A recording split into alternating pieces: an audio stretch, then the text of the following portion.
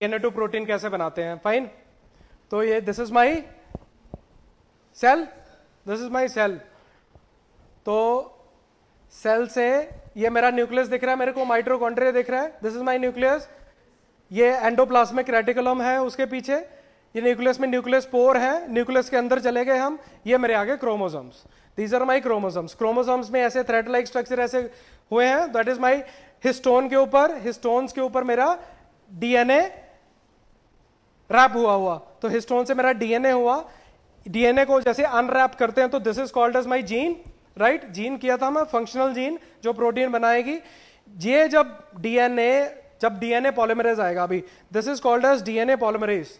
जब ये RNA polymerase या डीएनए पॉलीमरेज कहते हैं, आरएनए पॉलीमरेज जब इसमें जाएगा तो ये डबल स्ट्रैंड को सिंगल स्ट्रैंड में कन्वर्ट कर देगा, क्योंकि डीएनए प्रोटीन नहीं बना सकता। ये सिंगल स्ट्रैंड में ऐसे अटैच हो गया, इसका डीएनए बन गया, और ये जो सिंगल स्ट्रैंड है, ये डीएनए सिंगल स्ट्रैंड अपना कोड लेके न्यूक्लियस से बाहर जाएगा।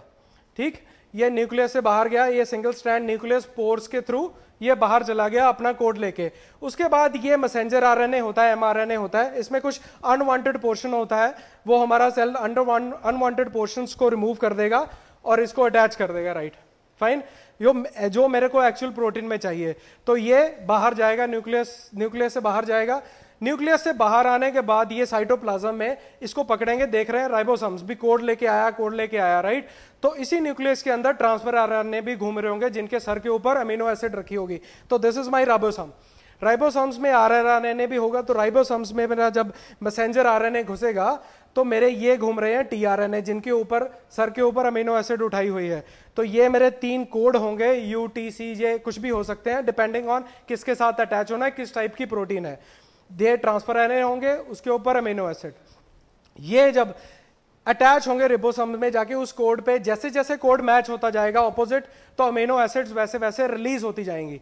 जब अमीनो एसिड्स रिलीज होती जाएंगी, ऐसे बाइंड होती जाएंगी, अमीनो एसिड्स एक दूसरे के साथ बाइंड होती हैं तो थ्रू पेप्टाइड बॉन्ड्स, तो पेप्टाइड बॉन्ड्स के साथ कनेक्ट होंगे। जब इनका प्रोटीन का एक पर्टिकुलर प्रोटीन बनने का कोड पूरा हो गया, दिस विल गेट डिटैच्ड, ये डिटैच होगा, तब ये राइबोसोम से बाहर आएगा, ये एनगल्फ करेगा, इकट्ठा होगा, जुड़ेगा, and our protein is ready. फिर इस प्रोटीन की पैकेजिंग होके सेल मेम्ब्रेन से बाहर, and body will use our protein.